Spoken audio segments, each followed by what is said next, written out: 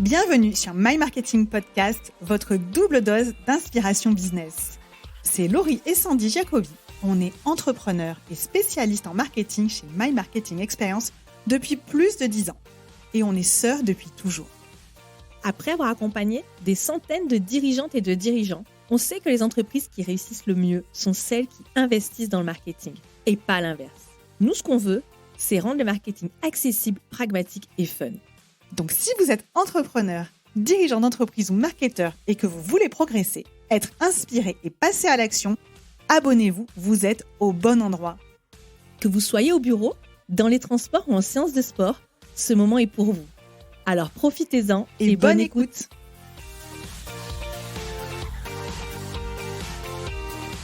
Bonjour et bienvenue sur My Marketing Podcast. C'est le break d'intersaison, mais rassurez-vous, la prochaine saison arrive bientôt. En attendant, découvrez notre série de rediff au travers de nos meilleurs épisodes, ainsi que des épisodes exclusifs enregistrés pour d'autres podcasts qu'on aime beaucoup. Pourquoi devrais-je faire confiance à cette entreprise? Pourquoi devrais-je lui donner de l'argent? Ces questions, vos prospects se les posent inconsciemment et tout à fait naturellement lorsqu'ils entrent en contact avec votre entreprise et qu'ils ne la connaissent pas encore. Ils vont également se la poser durant tout le parcours d'achat.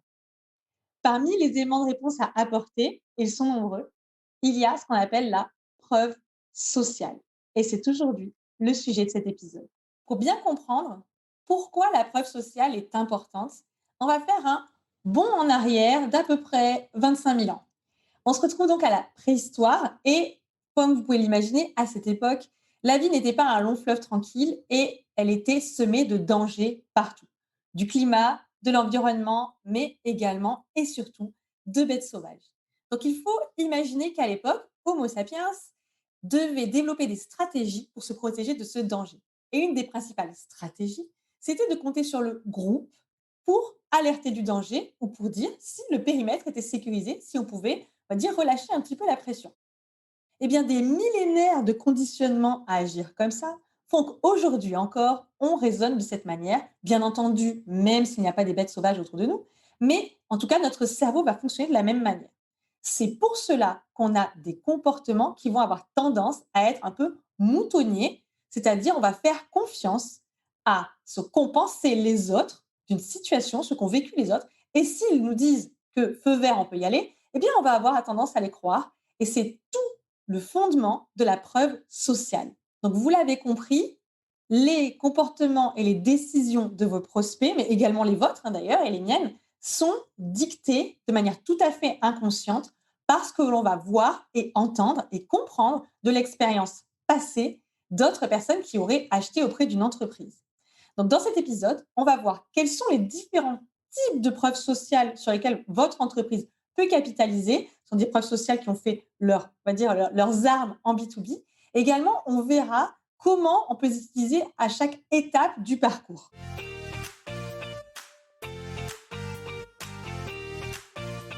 Donc, quels sont les différents types de preuves sociales? On va dire une des preuves sociales les plus connues aujourd'hui, ce sont les réseaux sociaux. Imaginez que j'entre en contact avec votre entreprise, que j'en entends parler, que je vois son nom après une recherche Google. Je vais aller me renseigner sur qui est cette entreprise qui potentiellement pourrait répondre à mon besoin, mais que je ne connais pas, ou vaguement. Dans ces cas-là, on va aller voir sur des réseaux sociaux comme Facebook, LinkedIn, Instagram ou d'autres. Et puis, on va aller voir ce qu'il s'y passe. Et il faut comprendre que même en B2B, les réseaux sociaux sont importants puisqu'on considère qu'il y a à peu près 72% des acheteurs qui vont y faire un tour avant de prendre une décision. Donc, c'est loin d'être négligeable. Donc, qu'est-ce qu'ils vont regarder? Ils vont regarder les publications, leur qualité, leur régularité, qui va donner une indication sur, évidemment, c'est tout à fait subjectif, mais sur est-ce que l'entreprise est en bonne santé? Est-ce qu'elle publie régulièrement? Est-ce qu'elle a quelqu'un qui s'occupe de ça, en interne ou en externe? Ça, peu importe, mais en tout cas, on va donner le sentiment qu'il y a une régularité et une fiabilité dans la communication. Est-ce qu'il y a de la qualité? Et puis, est-ce qu'il y a de l'engagement? Est-ce qu'il y a des personnes qui like? Est-ce qu'il y a des personnes qui commentent? Est-ce qu'il y a des personnes qui ont laissé un avis client? Donc, tout ça va contribuer à générer de la confiance. Et à ce stade de la relation, instaurer de la confiance est essentiel. Un deuxième type de preuve sociale que vous connaissez très bien, ce sont les avis clients. On pourrait croire que les avis clients, c'est un peu bidon, mais en réalité, selon les études, 88% des visiteurs d'un site internet vont accorder autant d'importance à ce qu'on dit des personnes en avis client, donc des personnes qu'ils ne connaissent pas, que si c'était des proches qui leur auraient recommandé. Donc au final, que l'on connaisse la personne ou que l'on ne la connaisse pas, on va à peu près accorder autant d'importance à l'avis qui est déposé. L'impact de l'avis des clients est indiscutable. Aujourd'hui, où est-ce qu'on retrouve le plus facilement ces avis clients? On les retrouve principalement sur Facebook et sur Google. Attention, cependant, les avis clients ont un réel impact uniquement si c'est une bonne note, donc si on se rapproche de 5 étoiles, voire si on a 5 étoiles, et s'il y a une quantité suffisante d'avis clients. On va avoir tendance à accorder plus d'importance et plus de valeur à une entreprise qui a 4,5 sur 5 sur 500 avis, plutôt qu'une entreprise qui a 5 sur 5 sur seulement 3 avis clients. C'est tout à fait normal. C'est également ce que vous l'appelez la loi des grands nombres. On va plus faire confiance quand il y a plus de personnes qui ont validé ce choix. La présence médiatique est une autre forme de preuve sociale. Donc, la présence médiatique, ça va être à chaque fois que votre entreprise ou qu'une personne de votre entreprise est citée dans un média qui peut être de la presse écrite mais en ligne, des vidéos sur YouTube, mais également à la télévision, quelque chose de plus traditionnel, à la radio, qui est également un média traditionnel, mais également lors de la publication, par exemple, d'un livre. On se rend compte aujourd'hui que bien qu'on soit face à une large digitalisation des médias et que les médias traditionnels soient de moins en moins consultés, eh bien, la confiance et la crédibilité que l'on accorde aux médias traditionnels restent élevées. Les médias traditionnels dans l'inconscient collectif apportent une forte dimension d'autorité, puisqu'il y a une dimension également de reconnaissance. On est passé, par exemple, à la télévision, donc c'est forcément que le message qu'on a à délivrer est important. On peut noter ici que lorsqu'on a des médias, on va dire, auto-alimentés, comme une chaîne YouTube ou une chaîne de podcast, donc dont le contenu est produit par votre entreprise, on peut le reconnaître comme avec un impact médiatique lorsqu'il y a un grand nombre d'abonnés ou de personnes qui ont écouté les podcasts, par exemple. Et bien dans ces cas-là, le média qui est le vôtre devient également une preuve médiatique et donc une preuve sociale. Une autre preuve sociale très utilisée, ce sont les références clients prestigieuses, c'est-à-dire des clients dont le nom est connu ou dans votre région, on va le dire de manière nationale. Donc forcément, ce sont plutôt généralement des grandes entreprises. Pourquoi c'est intéressant? Eh bien parce que ce sont des entreprises qui sont justement connues. On se dit donc naturellement que comme ce sont des entreprises qui sont grandes et connues, le fait qu'elles vous aient accordé leur confiance est un élément de preuve sociale, un élément qui va vous rassurer, qui va rassurer votre client sur le fait que si des grandes entreprises vous font confiance, eh bien, il n'y a aucune raison que ça se passe mal parce que ces gens-là se trompent moins que les autres. Ce qui est bien entendu absolument pas prouvé scientifiquement, mais c'est tout le fondement même de la preuve sociale. Attention tout de même à une chose sur laquelle je veux vous mettre en garde. Si vous avez des références clients prestigieuses, nationales, des grandes entreprises, ça peut être contre-productif de les mettre en avant si votre cible de clients ne sont pas les grandes entreprises. Si c'est quelque chose qui a été un peu exceptionnel dans le parcours de votre entreprise et que, en réalité, votre cible de clientèle sont plutôt des TPE et des PME, eh bien, en mettant en avant ces références clients, vous pourriez faire qu'elles vont s'auto-censurer et se dire, eh bien, en fait, non, cette entreprise n'est pas faite pour moi, elle ne travaille qu'avec des grandes entreprises, donc je vais passer mon chemin, je ne vais pas faire de demande. Donc, attention à cela. Les témoignages clients, que vous connaissez certainement très bien, sont un élément de preuve sociale très, très puissant également. Ce sont aussi probablement les plus répandus en B2B. Donc, on appelle témoignage client un retour d'expérience assez bref que va livrer un client en général par écrit ou en vidéo sur ce qu'il a vécu avec l'entreprise. Donc, l'intérêt du témoignage client, c'est qu'on va toucher une dimension qui est déjà un peu plus émotionnelle. Il va partager, il va dire ce qu'il a ressenti, et c'est à vous notamment de lui faire ce travail, à l'issue, quel était son problème, et puis comment il était traité et comment il se sent aujourd'hui. Donc, l'avantage des témoignages clients, c'est que vous pouvez les utiliser, je dirais presque partout sur votre site internet et dans votre marketing et votre communication, puisqu'ils peuvent s'insérer très facilement sur une page d'accueil, sur une page de vente, sur les réseaux sociaux avec des visuels. Bref, on va dire que c'est un type de contenu de preuve sociale qui se recycle assez facilement, voire même très facilement. Ce qu'on constate cependant, c'est que, et je l'entends très régulièrement, c'est difficile d'obtenir des témoignages clients. Donc, c'est une recommandation que je fais très souvent à mes clients. Je leur dis, mais on ne voit pas de témoignages clients, vous n'en avez pas. Et pourtant, ce n'est pas que les clients ne sont pas satisfaits du tout. Au contraire, les clients sont satisfaits. Mais c'est qu'on ne leur demande pas de faire des témoignages clients, soit de peur de les déranger, parce que ce sont des personnes toujours très occupées, soit parce qu'ils ne savent pas exactement comment s'y prendre. Donc, j'ai une très bonne nouvelle pour vous, si vous êtes concerné par cela.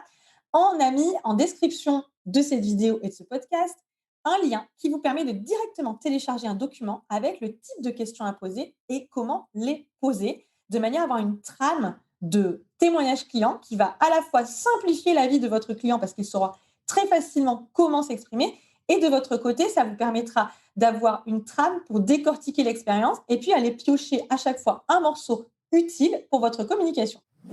L'étape au-dessus du témoignage client, c'est l'étude de cas.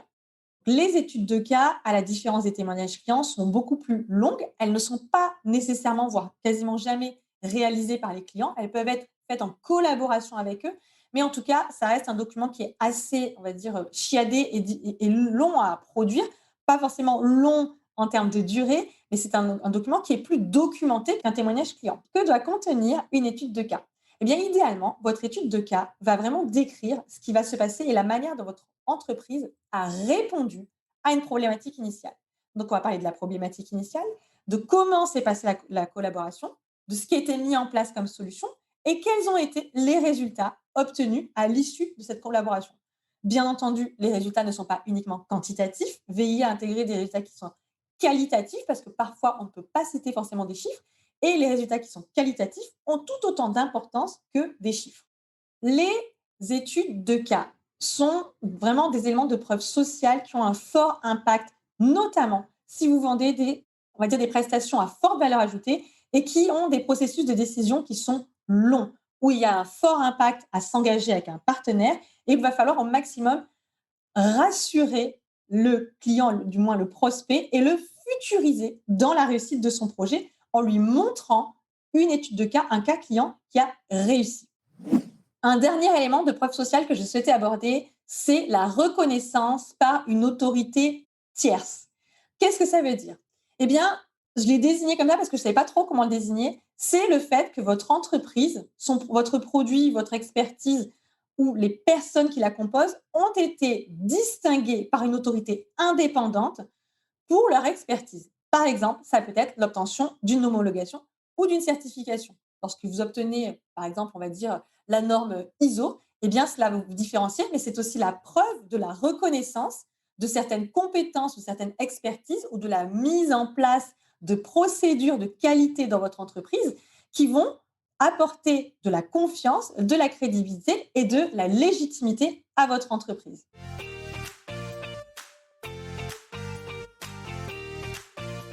Comment utiliser ces éléments de preuve sociale? Alors, tout d'abord, il n'est pas absolument nécessaire de cocher des croix dans le tableau et d'avoir tous les types de preuves sociales. Absolument pas. En général, d'ailleurs, vous n'allez pas nécessairement arriver à tous les produire. Mais peu importe. Ce qui est important, c'est de commencer à collecter les éléments de preuve sociale disponibles aujourd'hui pour commencer à les exploiter également. Donc, comment vous allez utiliser tous ces éléments de preuve sociale? Vous allez les distiller à travers le temps du parcours d'achat et du parcours de processus de décision qui peut être relativement long en B2B. Au début de la relation, lors de la découverte, on le disait au début de cet épisode, il va falloir construire de la confiance, donner des éléments rapidement assimilables pour générer de la confiance. Donc, cela va passer, par exemple, par ce qu'il y a sur vos réseaux sociaux. Cela va passer, par exemple, par des avis clients sur votre site Internet. Et ce qui fonctionne relativement bien également sur un site Internet, c'est d'avoir des logos de médias, si vous êtes passé dans des médias, ou des logos d'associations professionnelles ou d'organisations dont vous faites partie et qui sont très connus des acheteurs potentiels de votre marché. Rapidement, montrez des logos de référence clients, soit prestigieuses. Et moi, j'ai envie de vous dire, même si vos clients ne sont pas prestigieux, ce n'est pas grave. Avoir plusieurs logos montrant que vous travaillez avec plusieurs entreprises et sur lesquelles on peut aller se renseigner, voir ce qu'elles font, ça peut être également un très, très bon moyen d'apporter de la preuve sociale. Donc, tout ce qui est très visuel et rapidement assimilable a sa place au départ d'une relation. Par la suite, lorsque le client a évolué, pour le faire évoluer, et par exemple, admettons qu'il vous suive sur les réseaux sociaux, les alimenter avec des témoignages clients, peut-être un moyen de construire encore de la confiance. Le jour où il passe à l'acte, fait finalement une demande, il ou elle d'ailleurs, eh bien, vous allez pouvoir passer sur d'autres supports. C'est à ce moment-là, par exemple, que vont entrer en jeu les études de cas qui ont toute leur place à ce stade-là, lorsqu'il va falloir renforcer au maximum la confiance dans votre entreprise pour réduire la sensation de prendre un risque faisant appel à vous et en signant un contrat. Donc, les études de cas à ce stade sont excellentes. Moi, je vais vous livrer aussi un petit tip personnel que nous faisons chez My Marketing Experience. Eh bien, chez My Marketing Experience, pour sécuriser nos clients, eh bien, il nous est arrivé de leur dire, si vous le souhaitez, on vous met directement en contact avec nos clients, un ou plusieurs, on ne va pas donner le numéro de téléphone de tout le monde. Et puis, bien entendu, on s'assure que nos clients sont d'accord pour répondre au téléphone. Et le simple fait de dire, vous pouvez les appeler, en général, suffit à les sécuriser. Ça n'est pas arrivé très souvent que la personne contacte par email ou par téléphone nos clients pour valider le choix de travailler avec nous. Donc, vous pouvez absolument reprendre cette astuce et ce type que l'on fait. Ça, évidemment, vous le faites uniquement si vous êtes sûr de vous, si votre client est d'accord. Mais c'est un élément de preuve sociale qui est également très fort. De mon côté, je serais ravie de savoir comment vous utilisez la preuve sociale dans votre entreprise. Donc, n'hésitez pas à nous le dire en commentaire ou si vous avez des questions, à les insérer également. Et je vous dis à très bientôt. Cet épisode est maintenant terminé. S'il vous a plu, pensez à le partager sur vos réseaux sociaux en nous taguant. Si vous avez déjà laissé un avis 5 étoiles sur Apple Podcast, vous avez toute notre gratitude. Et si ce n'est pas encore le cas, j'espère que cet épisode vous a donné envie de le faire. À très bientôt.